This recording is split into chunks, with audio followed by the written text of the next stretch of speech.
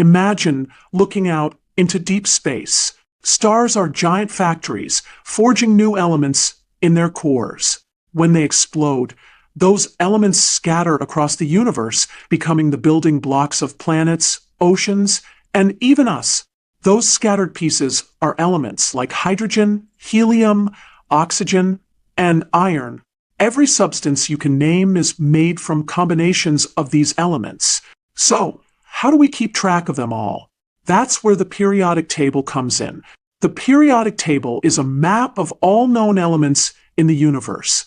It groups them by patterns in their properties so we can predict how they behave and how they bond. This makes chemistry feel less like memorizing and more like understanding.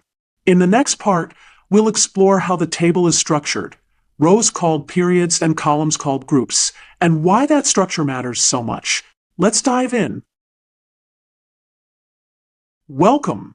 In this short chemistry tutorial, we'll see how atomic structure determines where elements sit in the periodic table. We'll keep it simple and visual. First, what is an atom made of? In the center, we have the nucleus, which contains protons and neutrons. Electrons are found in shells around the nucleus. Protons are positively charged, neutrons have no charge, and electrons are negatively charged. These three particles define the structure of the atom. The most important number for an element is the atomic number. That number equals the number of protons. And each element has a unique atomic number. That is why the atomic number defines the element. Now, let's connect electron shells to the periodic table. The period number equals the number of electron shells. For example, hydrogen and helium are in period 1 because they use only the first shell. Lithium through neon are in period 2 because they need 2 shells. So, atomic structure controls position.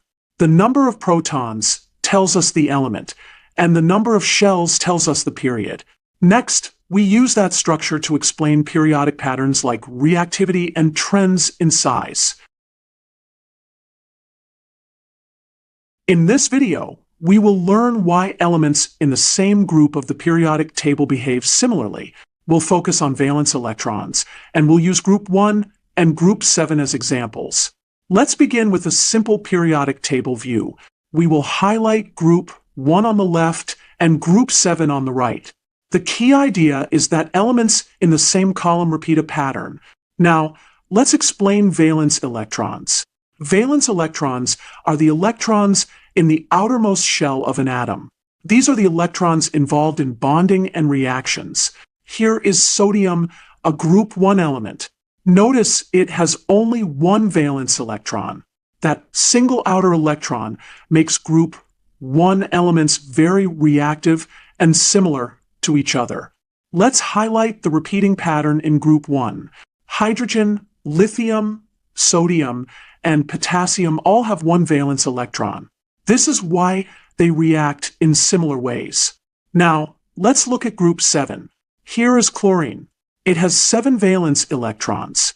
Because it's 1 electron away from a full outer shell, group 7 elements tend to gain 1 electron in reactions. The pattern repeats again. Fluorine, chlorine, bromine, and iodine all have 7 valence electrons. That's why they also behave in similar ways. So, the big idea is simple.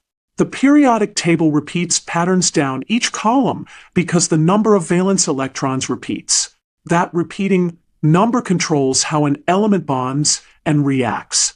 Exam tip: if a question asks why 2 elements behave similarly, check if they are in the same group. If they are, they have the same number of valence electrons. In this short chemistry tutorial, we'll explain 2 key periodic trends across a period: atomic radius and ionization energy.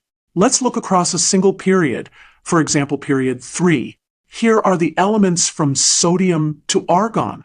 First, atomic radius decreases as we move left to right. We can show this by drawing larger atoms on the left and smaller atoms on the right.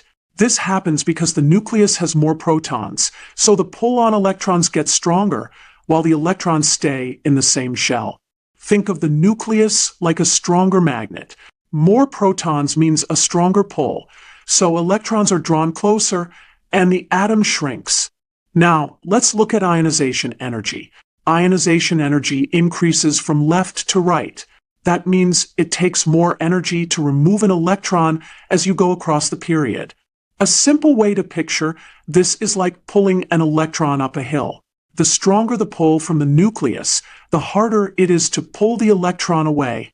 So ionization energy goes up across the period. Here's a simple memory rule. Across a period, radius shrinks, ionization climbs. So remember, size goes down, energy goes up. Welcome! In this lesson, we'll explore reactivity trends in the periodic table. We'll focus on Group 1 and Group 7, and use real-world reactions with water to make the trends intuitive.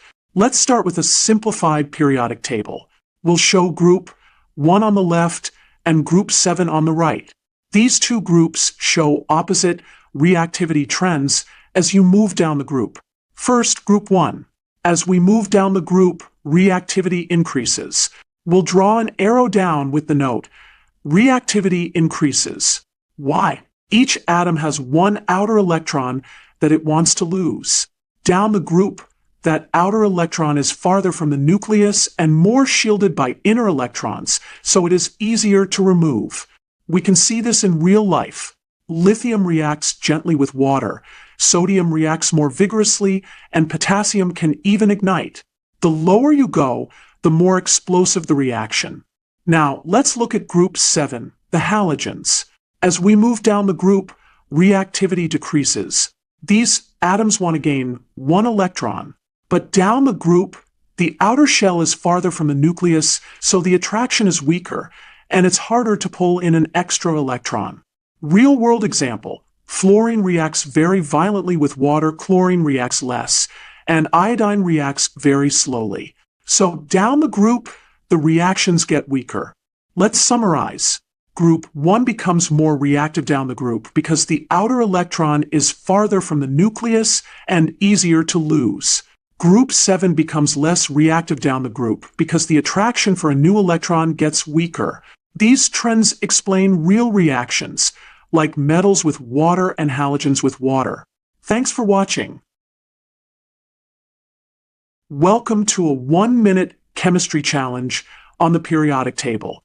Here is your question. Which element has the larger atomic radius, sodium or chlorine? Look at this simplified period 3 row and think about the trend. Pause and think. You have 5 seconds. Time is up. The larger atomic radius is sodium. Here is why.